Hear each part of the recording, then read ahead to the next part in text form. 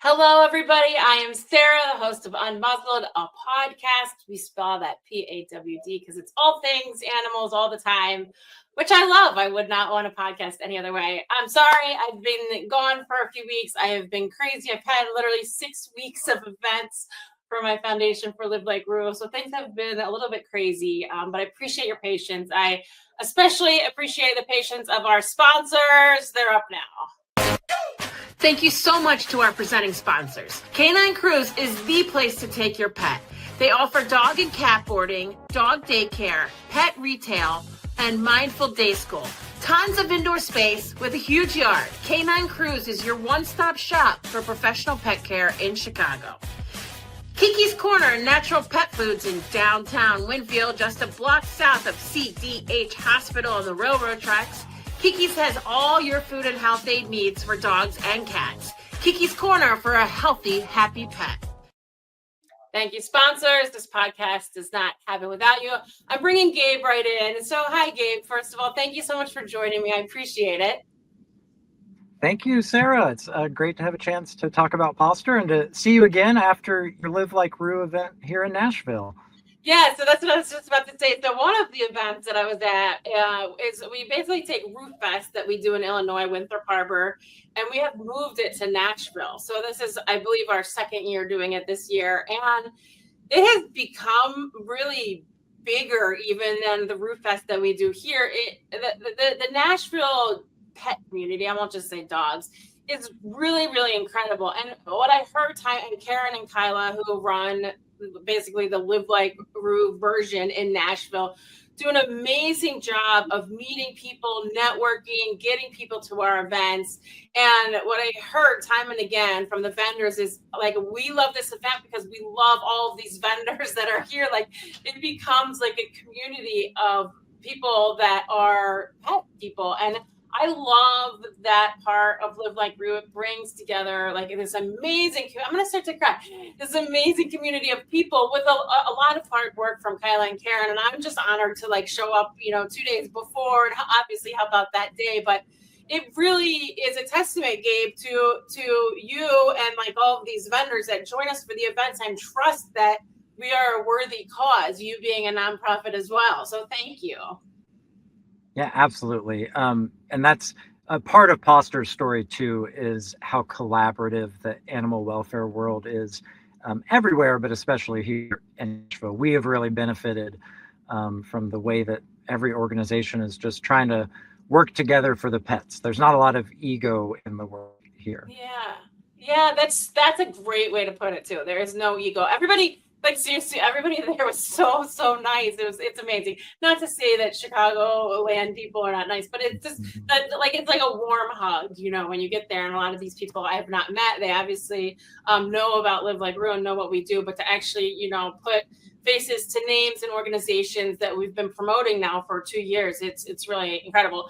Anyway, but I went by your booth, and I don't think there is a more important time to talk about what you do in this climate that we live in, especially when people are losing housing or having to go to rehab. The things that you do are amazing, but explain how this started. I know it started in 2020, and just so everybody knows, the umbrella of what it is crisis foster care. So for any of you, which is a lot of people that listen to this podcast that have fostered a pet, this organization helps people when they really, really need it. So tell us how this all started and what exactly you do. Yeah, so Pawster really started with one dog, Lacey, and her person, John. John and Lacey were that a pair that everybody in the neighborhood knows. So John was actually on disability, which meant that he had all day, every day to just wander the neighborhood with Lacey. Every person knew John, every dog knew Lacey. There were some mornings we would open our back door to let the dogs out, and John and Lacey are already back there waiting for us. But then one day, my wife was scrolling the adoptable pets at our shelter, and she saw Lacey on the adoptable list. And so she called John. She said, "What's going on?" It turns out that he had a mental health crisis, and he had checked himself in for inpatient treatment for 2 weeks. And because he thought he didn't have any other options, he took Lacey to the shelter and surrendered her. I didn't know much about animal welfare at the time. I went to the shelter just to see Lacey. It was my first time in the shelter, and the dog that I saw there was a completely different dog from the Lacey I knew. She was shut down. Normally, when she saw me, she would break into a full body wiggle. She was laying on the concrete, barely lifted her head when she saw me. And so I went back and we talked to John. And we learned that for him, the only reason he had given Lacey up is he didn't think that he deserved to have her. He didn't think that he could give her the life she deserved. When in reality, she was living the best life of any dog I know. She got to spend every day, all day with her person.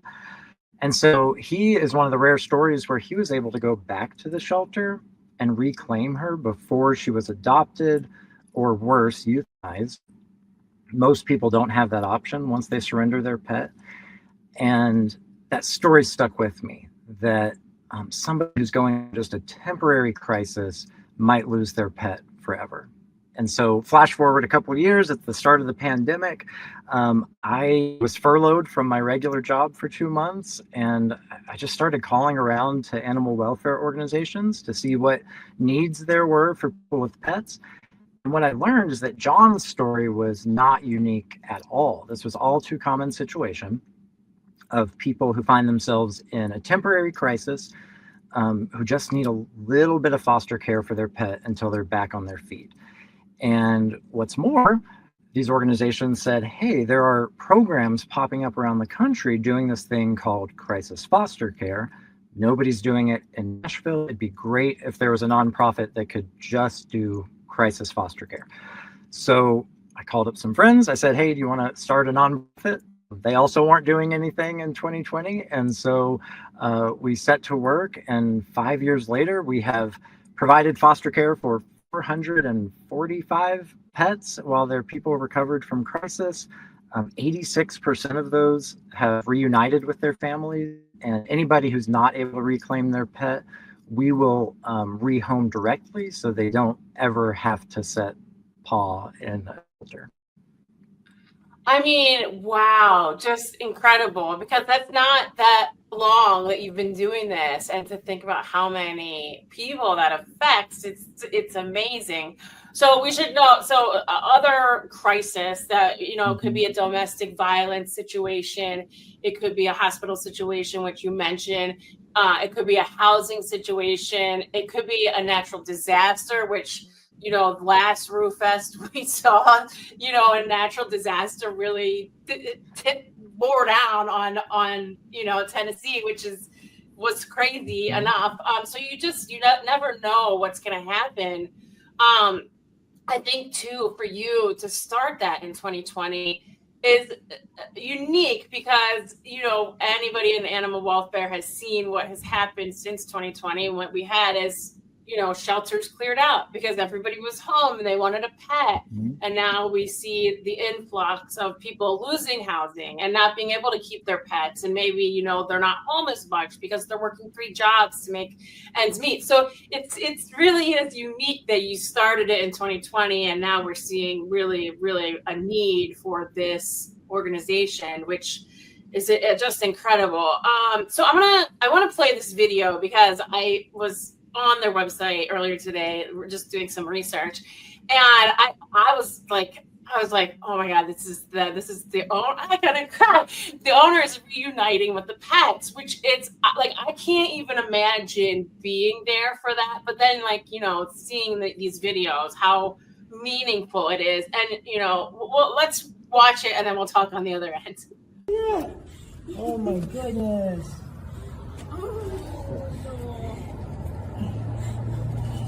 Who is that, Bruno? Who is that? Is that your family?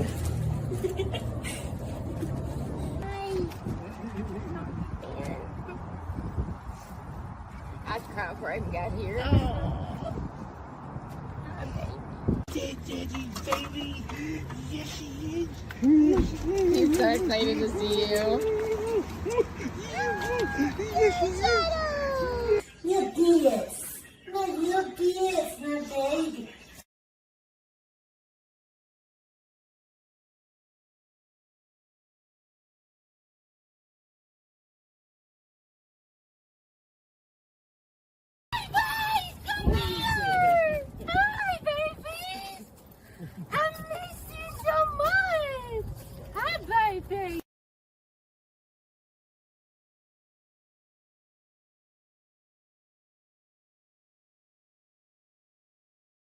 Pick you up and give you hugs. Oh, so sweet, so cute. I mean, I like can't get enough of that. It's like, it's so heartwarming. So I know, obviously you've probably taken some of these pets. I think I heard your voice on one of the videos, but your biggest need is fosters, or really, but tell me, how hard that is. Like, because it's hard enough to foster, and know that the person is going to a great adopter, but like, you literally get the person through one of the toughest times in their life, and like, know that dog or cat or whatever is going to be there when they get out. I mean, just that reunion is really, really amazing. Yeah, if you're having a bad mental health day, nothing better than popping on our YouTube or Instagram and watching some reunions. It really, I mean, it's what makes the work worth it. That 30 seconds of when a dog sees their owner after 3 months away. The cats are also happy to be home, but it takes them a little longer to show it. So for you, I mean, how hard is it? How hard is it? Because not only are you doing some of the fostering, you're also managing the fosters. You're asking, your community to help these people. And for people that, obviously some of these, there might not be a timeline. It might be like, okay, when they can get new housing, or when they can get pet-friendly housing, or when they heal from cancer or surgery or something worse. So these fosters have to be really flexible, but also have a little bit of thick skin too, to be able to take this animal in that could have also medical behavior. So that is a real thing as well. Yeah. What I always tell fosters, or rather what fosters tell me, is that they have found that it's easier to say goodbye to a pet when they're going back to somebody they already know and love. And we're a little lucky because we're getting pets from people and from situations where they've basically just been your typical pets in your house. So we probably have fewer medical cases, fewer really bad behavioral cases than, say, a shelter. In a lot of ways, we're lucky that we get to see the best sides of animal welfare. I think what has been so important for me to learn is that crisis foster care is doing as much for the person as it is for the pet. We came at this from the animal welfare side of things. We thought, okay, so it makes sense. If you foster a pet for somebody in a crisis, then that keeps the pet from going into a shelter. That lets the shelter and rescues help adopt out other pets who don't have families waiting for them. And we get to be this small part of a much bigger movement to end pet homelessness.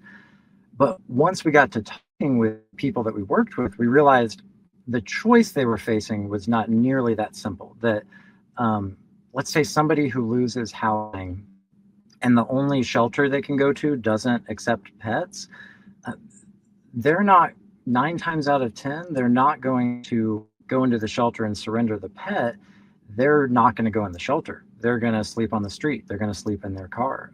Somebody who needs treatment for addiction, if they don't have someone to watch their pet for 30, 60, 90 days, they're just not going to get treatment. So what we found is that crisis foster care for pets is actually allowing people to access the resources they need. And that, for so many of our board members, for me, for our foster coordinator, and for a lot of our fosters, is what motivates that they get to play with this cuddly cat, they get to hang out with this awesome dog, but they know they're having such a big impact on the lives of the people on the other side of the leash. Yeah, that's you never really think of it that way, but that is a great point. That, and we see that time and again where somebody doesn't want to leave their pets. And we've had, I Live Like Rue, an animal, a dog with cancer, where the woman, sold her house, lived in her car. Mm-hmm. The dog was so sick. She just and she sold her house to pay for the dog's cancer treatment. That's how much that pet meant to her. So it does become a human thing too. Like, you are helping these humans. So for you, can you kind of just go through, and I assume, you get inundated with requests. You can only take as many animals as you have fosters, obviously. And you don't, again, sometimes you don't have a timeline. You don't know when the person can take the animal back. But what is the process like for somebody to apply? I know I was looking at your website. But can you explain it to somebody that might be interested in your service? Yeah, absolutely. And for us, a crisis is any temporary situation where someone has a plan to reunite within 90 days. So we do have some gauge for a timeline. Obviously, not everybody can resolve their crisis in that time, and we'll always work with people. But we try to make fostering as accessible as possible. So I'm sure many of your listeners know that animal welfare has come a long way with fostering. It used to feel like you were applying to work at the FBI to foster a pet. Thankfully, we came on the scene at the same time that most foster programs were talking about making it accessible. There's a movement called Fosters Welcome or Adopters Welcome. It's just the idea that, hey, people want to help. Let's let them help. So for us, anybody can foster as long as you love dogs or cats. And our job is to make a good match for your situation. So, we're in Nashville. A lot of people live in apartments. We have, I would say, most of our fosters are in apartments. We probably don't want to give you the 8-month-old Australian Shepherd, but there are plenty of cats, plenty of calmer dogs who would do great there. We have lots of fosters who have other pets. That's fine. We just make sure that the fostered dogs or cats are used to that. Same with kids. And then fosters tell us, okay, I'm not really comfortable with house training, or actually I have this special experience with separation anxiety. So if you have any separation anxiety dogs, let me know. So we really try to personalize it so that you're able to find a pet who's a good fit for your situation. But fostering to me is just the absolute best volunteer gig. It's the definition of win-win, because you're saving a pet, you're helping this person, but you get an animal in your house, something that people pay hundreds, if not thousands of dollars for the privilege of having, and you don't have to pay for it. So it's kind of the best deal for anybody who wants to make a difference for pets. Yeah, I love that. Yeah, so can you explain to, like, how does the food and, like, if they do need to go to the vet, does the owner provide that? Do they keep providing that? We provide everything. So pet supplies, vet care. Most of the people that we work with, they're coming to us because they don't have the resources to, say, board their pet or pay a pet sitter. A lot of them have not had the ability to keep their vetting up to date. So for us to be able to take that off their plate as they're trying to save up money for housing deposits, healthcare, whatever it is a big relief. And in addition to that, we also early on realized that a big hurdle for pet owners in reuniting was pet deposits. I could go on a Right. tangent about pet deposits, but long story short, they can be a really big obstacle if you get excited that you found somewhere to live, and you're saving up all the money for the security deposit for the first month's rent, and then, oh, by the way, it's a $600 pet deposit, and pet rent. Once you start charging rent for kids, then you can charge pet rent, is what I say. Right. But, we decided, hey, let's try and take that burden off of people who are back into housing. And so we will pay pet deposits and or help people get emotional support animal letters if it's an appropriate solution for them. That way it just makes it one little bit easier to reunite. Yeah, I mean, landlords, and it's happening here in Chicago too. They're just making it like really difficult to own a pet. I mean, between the breed restrictions, no, you need to pay this much in addition per month, and it's really closing out a lot of people from a place that would be perfect for them, and it is maddening. You're so right. So for you. And I ask a lot of my guests this, but this is a tough job that you have. It's not easy. I'm sure there's good days and bad days, but what is, you think, the biggest lesson that you've learned since 2020 now? Oh, that's a good question. For me, I mean, yes, it's hard.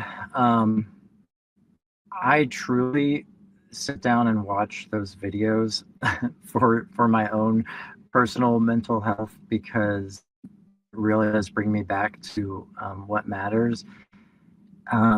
We had this amazing woman named Karen and her dog Roxy. I think they were actually the second clip that we just watched, and their story has really stuck with me, and it's one of the ones that keeps me going when I sometimes get disheartened, because she came to us because she needed to go into treatment for addiction. And she had little Roxy, who's this little Chihuahua mix, sweetest dog you've ever met. The first time I met her, Roxy wrapped her paws around my arm like she was giving it a hug. And so Karen called us, and we had a foster Heidi who took Roxy in happily. And Karen went to treatment. She came out, she got Roxy. About a month later, she came back. She said, hey, I need to go to treatment again. Can you watch Roxy? Heidi was more than happy to get all the puppy cuddles. She got out, she got Roxy, called again a few months later. But this time something was a little different. You could tell in her voice.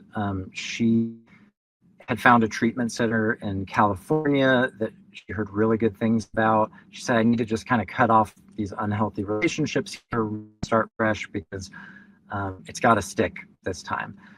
So she went out there, she completed treatment, she was able to move into a sober living home where she could actually bring Roxy with her. And so we were able to arrange transportation for Roxy to go out there to be with her. They were united, and we didn't hear anything for a year and a half. And then I got a text message. I looked down, I see Karen's name. I thought, okay, it's probably time to foster Roxy again. I was wrong. The text message said, Gabe, it's Karen and Roxy. We're doing great. I've got a year and 6 months clean. I'm working as a peer support specialist at the treatment center out here. And I'm wondering if you know of an organization like Pawster here, because one of my clients has a dog and she needs help. And I broke down crying when I read it, because it shows how just this little act of taking in a dog for 30 days, 90 days can have such a long impact in that person's life, but then also in the lives of every person they touch. So when the going gets tough, for me, I just think about that human impact that the work we're putting in day to day is having.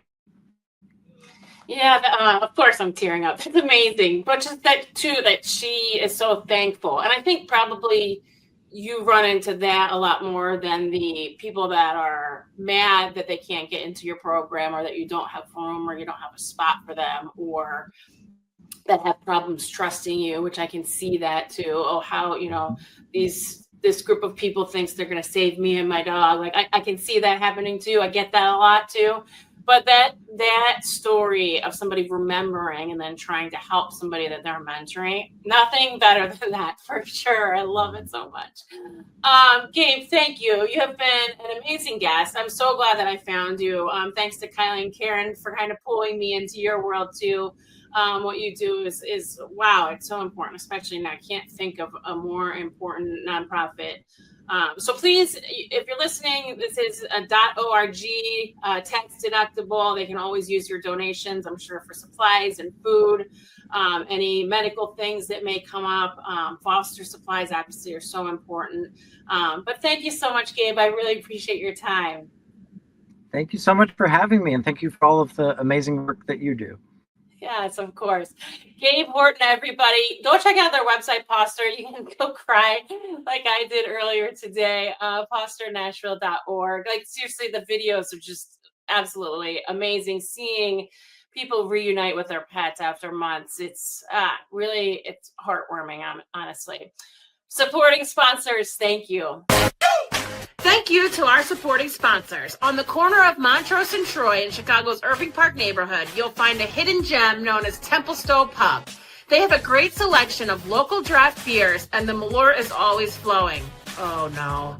Join us for a charity bingo event or a tap takeover with a local brewery. Don't want to leave your dog at home? All good, bring them along. Whether you're throwing darts or playing a banger on the jukebox, you're guaranteed to have an awesome time. So head on over to 3135 West Montrose and look for the old style sign. The Canine PT is Chicago's highest rated dog physical therapy clinic, and they're dedicated to enhancing the lives of your four-legged companions as they age or when recovering from an injury. Give the gift of pain relief to your furry friends. They also offer a discount for rescue dogs. For more information, visit thecaninept.com. Thank you to all the sponsors. I really appreciate it. Thank you to Gabe from Pawster. Go follow them on social media. Go to their website. Become a monthly donor.